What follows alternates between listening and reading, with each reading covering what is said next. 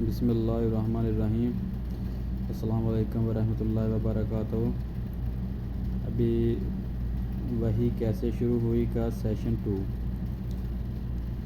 جن سبسکرائبر نے وہ پہلے ویڈیو نہیں دیکھی ہے وہ پہلے ویڈیو دیکھیں، وہی کیسے شروع ہوئی۔ ابھی یہ اس کا سیشن 2 ہے۔ ابھی ہم لوگ شروع کرتے ہیں حدیث بخاری۔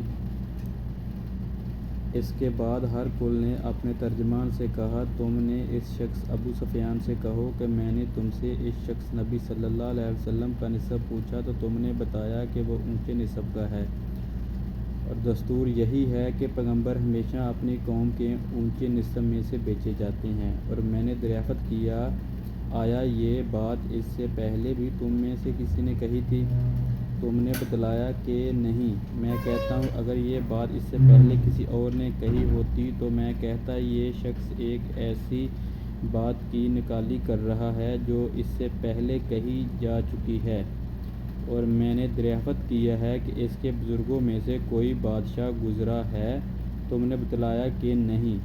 کہتا ہوں کہ اگر اس کے بزرگوں میں کوئی بادشاہ گزرا ہوتا تو میں کہتا یہ شخص اپنے باپ کی بادشاہت کا طالب ہے۔ اور میں نے یہ دریافت کیا، جو بات اس نے کہی اس دعویٰ نبوت سے پہلے تم نے کبھی اس پر جھوٹ بولنے کا الزام عائد کیا تھا؟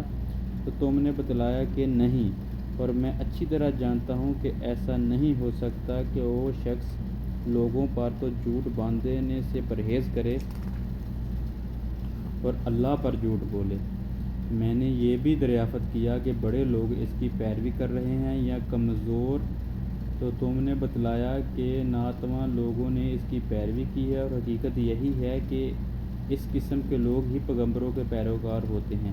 میں نے پوچھا کہ وہ بڑھ رہے ہیں یا کم ہو رہے ہیں؟ تم نے بتلایا کہ ان کی تعداد میں مسلسل اضافہ ہو رہا ہے، اور در حقیقت ایمان کا یہی حال ہوتا ہے تاکہ وہ پایا تکمیل تک پہنچ جاتا ہے۔ پھر میں نے پوچھا کیا اس دین میں داخل ہونے کے بعد کوئی شخص متنفر ہو کر مرتد بھی ہوتا ہے؟ تو تم نے بتلایا کہ نہیں۔ اور ایمان کا یہی حال ہوتا ہے کہ اس کی چاشنی جب دل میں سما جاتی ہے تو پھر نکلتی نہیں۔ اور میں نے دریافت کیا کہ وہ عہد شکنی بھی کرتا ہے؟ تم نے بتلایا کہ نہیں۔ اور رسول ایسے ہی ہوتے ہیں کہ وہ دھوکہ نہیں کرتے۔ میں نے یہ بھی پوچھا کہ وہ تمہیں کن باتوں کا حکم دیتا ہے؟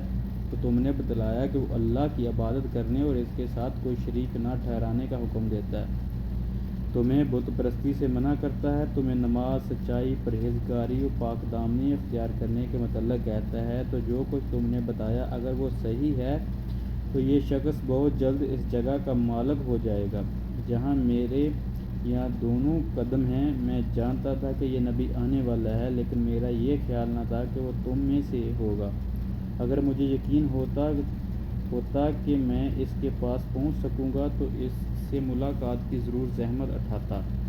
اگر میں اس کے پاس مدینہ میں ہوتا تو ضرور اس کے پہنچ ہوتا۔ اس کے بعد ہر کل نے رسول اکرم صلی اللہ علیہ وسلم کا وہ خط منگوایا جو آپ نے دحیہ کلبی رضی اللہ تعالیٰ عنہ کے ذریعے حاکم بصرہ کے پاس بھیجا تھا، اور اس نے وہ خط ہر کل کو پہنچا دیا، اور ہر کل نے اسے پڑھا۔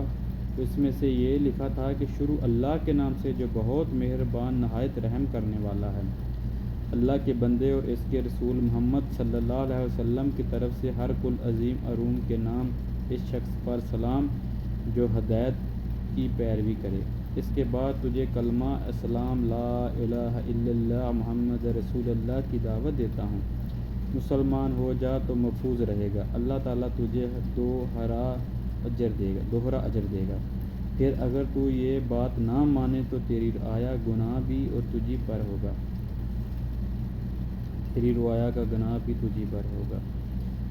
اے اہل کتاب، ایک ایسی بات کی طرف آ جاؤ جو ہمارے اور تمہارے درمیان یکساں ہے۔ ہم اللہ کے علاوہ کسی اور کی عبادت نہ کریں اور اس کے ساتھ کسی کو شریک نہ کریں۔ ہم میں سے کوئی اللہ کے علاوہ ایک دوسرے کو اپنا کارساز نہ سمجھے۔ پس اگر یہ لوگ اعراض کریں تو صاف کہہ دو کہ گواہ رہو ہم تو فرما بردار ہیں۔ ابو سفیان رضی اللہ تعالیٰ عنہ نے کہا، جب ہر کل جو کہنا چاہتا تھا کہہ چکا، وہ خط پڑھ کر فارغ ہوا تو وہاں آوازیں بلند ہوئیں اور بہت شور مچا اور ہم باہر نکال دیے۔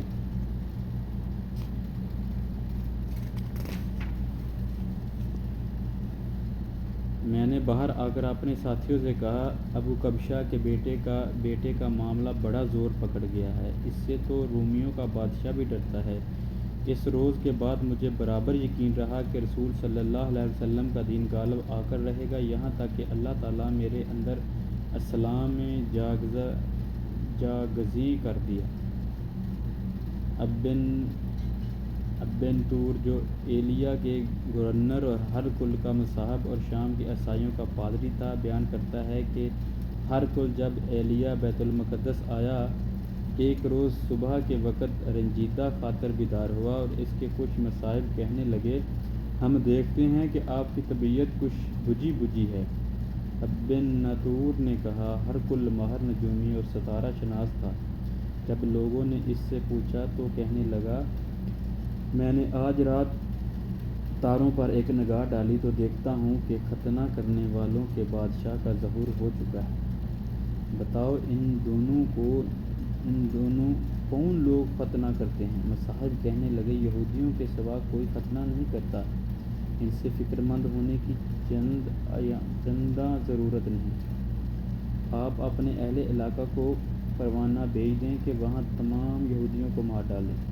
اس گفتگو کے دوران ہی ہرقل کے سامنے ایک شخص پیش کیا گیا جسے شاہ غسان نے بھیجا تھا، اور وہ رسول اللہ صلی اللہ علیہ وسلم کا حال بیان کرتا تھا۔ جب ہرقل نے اسے تمام معلومات حاصل کر لیں تو کہنے لگا، اسے لے جاؤ اور دیکھو کہ اس کا ختنہ ہوا یا نہیں۔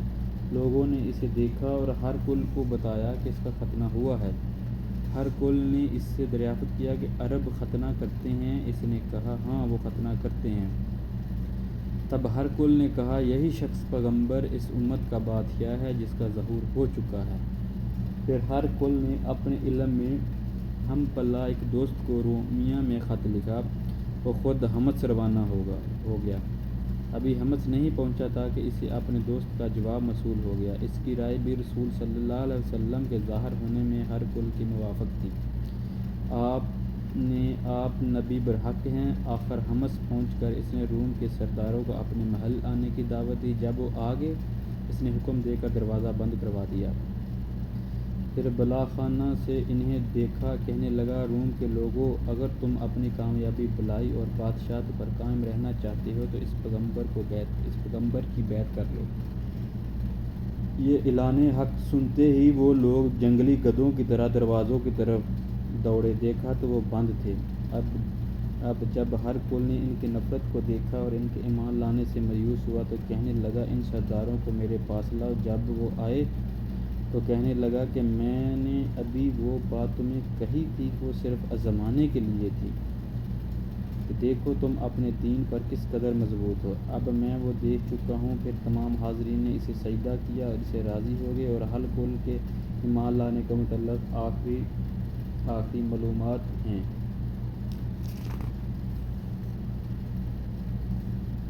ہرقل سے متعلق یہ حدیث گویا برزخی حدیث ہے، کیونکہ اس کا تعلق وحی کے ساتھ بھی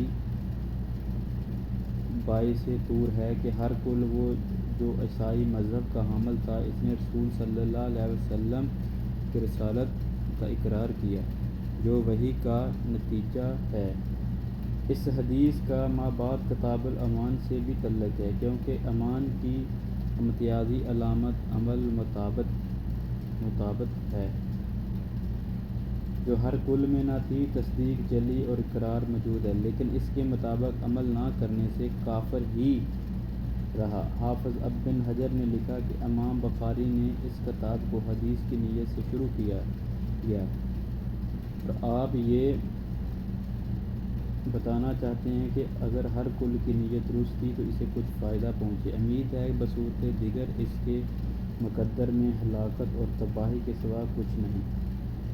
اس حدیث میں تیسری چیز محیی الاولیاء، یعنی جس پر وحی اتری تھی، صفات کفایت بھی بیان کیا گیا ہے۔ دوستو سبسکرائبروں، جیسے کہ ہمارا موضوع تھا وحی کیسے شروع ہوئی۔ وحی کیسے شروع ہوئی، ابھی یہ باب ہمارا ختم ہو چکا ہے، اور اللہ تعالیٰ تمام مسلمانوں کو جو بھی سن رہے ہیں، جو نہیں سن رہے ان کو بھی سنائیں۔ ہر بندہ تو حدیث بخاری کی کتابیں لا کر اللہ تعالیٰ توفیق دے ہر گھر میں قرآن پاک حدیث کی کتابیں ہونی چاہیے۔ باقی جو لوگ نہیں پڑھ سکتے کم سے کم وہ سن تو سکتے ہیں۔ تو کوشش کریں میرے جتنے بہن بھائی جو بھی یہ حدیث سن رہے ہیں کہ دین کو پھیلائیں، دین کا کام کریں۔ اللہ تعالیٰ ہم سب کو 5 وقت کا نمازی بنائے۔ اللہ تعالیٰ ہمارے ملک پر رحم کرے، تمام مسلمان ملکوں پر رحم کرے۔ تو دین کو پھیلائیں جتنا بھی ہو سکتا ہے، حدیث کو سنیں، کوشش کریں ان حضرت محمد صلی اللہ علیہ وسلم کی یہ جو حدیثیں ہے صحیح بخاری اس پر عمل کریں۔ اللہ تعالیٰ جو میں بھی پڑھ رہا ہوں مجھے بھی عمل کرنے کی توفیق عطا فرمائے، آپ لوگ جو سن رہے ہیں اللہ تعالیٰ آپ کو بھی عمل کرنے کی توفیق عطا فرمائے، آمین۔ باقی انشاءاللہ ابھی میں کوشش کروں گا کہ جیسے آج ہم لوگوں نے میں انشاءاللہ آج فرسٹ ڈے 2 ویڈیو بنوا رہا ہوں، ویڈیو تو نہیں میری لیکن آڈیو آواز تو میری اپنی ہے، ٹھیک ہے۔ تو انشاءاللہ کوشش کروں گا کم سے کم 1 تو ہو، نہیں تو کوشش کروں گا 2 ویڈیو ہو، اور ساتھ ساتھ انشاءاللہ جیسے باہر جائیں گے کسی دوسری جگہ وہاں کا ویلوگ بنائیں گے، وہاں کی ویلوگ کی ویڈیو بھی بنائیں گے، ساتھ ساتھ انشاءاللہ دین کی بھی بنائیں گے۔ اگر اللہ تعالیٰ نے ہم لوگ کو اس ویڈیو سے دوسرا سے اگر آمدن ہوئی تو انشاءاللہ وہ اللہ کے راہ میں بھی خرچ کریں گے۔ تو جتنے بہن بھائی بچے بوڑھے بزرگ جہاں سے بھی یہ ویڈیو میری دیکھ رہے ہیں سن رہے ہیں، کوشش کریں کہ اس کو زیادہ سے زیادہ پھیلائیں، سبسکرائب کریں، اس کو لائک کریں، اور انشاءاللہ اللہ تعالیٰ خیر کرے میں کوشش کروں گا اور اچھی انشاءاللہ آپ لوگوں کے لیے ویڈیو لے کر آؤں۔ جزاک اللہ خیر۔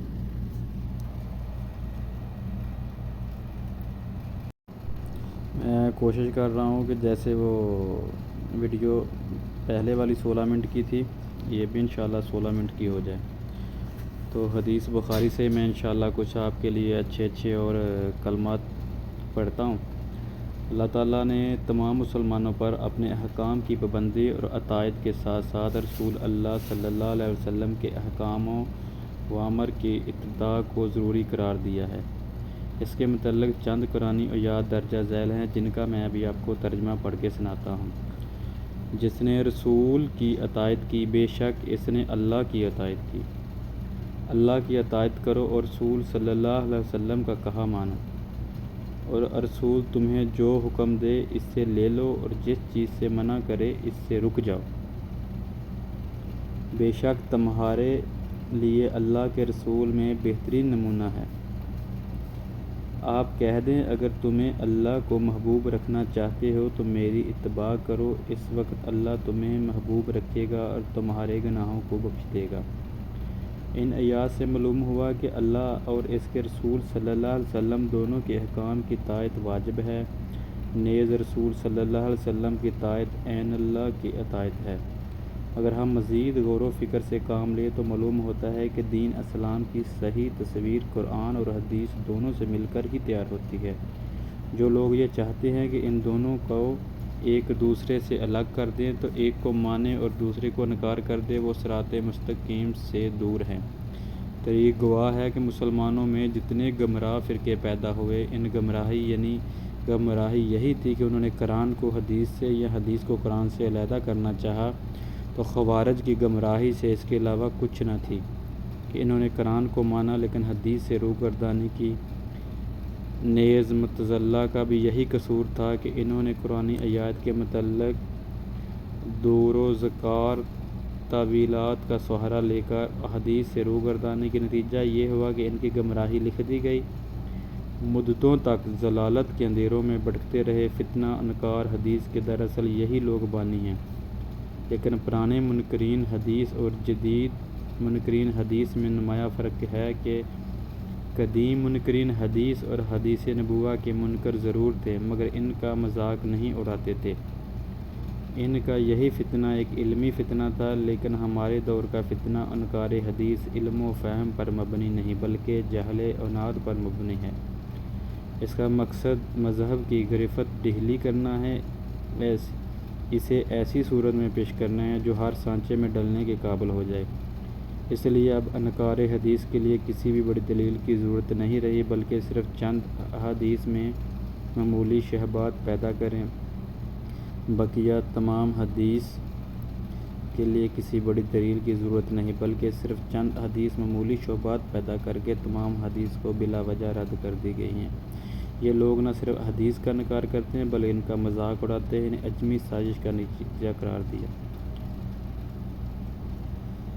سبسکرائبر جو بھی یہ ویڈیو دیکھ رہے ہیں، سن رہے ہیں، میں دوبارہ پھر سب کے لیے یہی دعا کرتا ہوں کہ اللہ تعالی ہم سب کو اس پہ عمل کرنے کی توفیق عطا فرمائے، اور جو بھی دیکھ رہے ہیں اس ویڈیو کو سبسکرائب کریں، اس چینل باجوابل ٹی وی کو، اور ہماری حوصلہ افزائی کریں، اور نیچے کمنٹس کر کے بتائیں کہ حدیث بخاری کے بارے میں آپ اور کیا جاننا چاہتے ہیں، کچھ اور کیا سننا چاہتے ہیں۔ انشاءاللہ ہم لوگ روٹین وائز انشاءاللہ پوری حدیث بخاری کی انشاءاللہ ویڈیو لے کر آئیں گے۔ تو بہت بہت مہربانی جو لوگ ہمیں سپورٹس کر رہے ہیں۔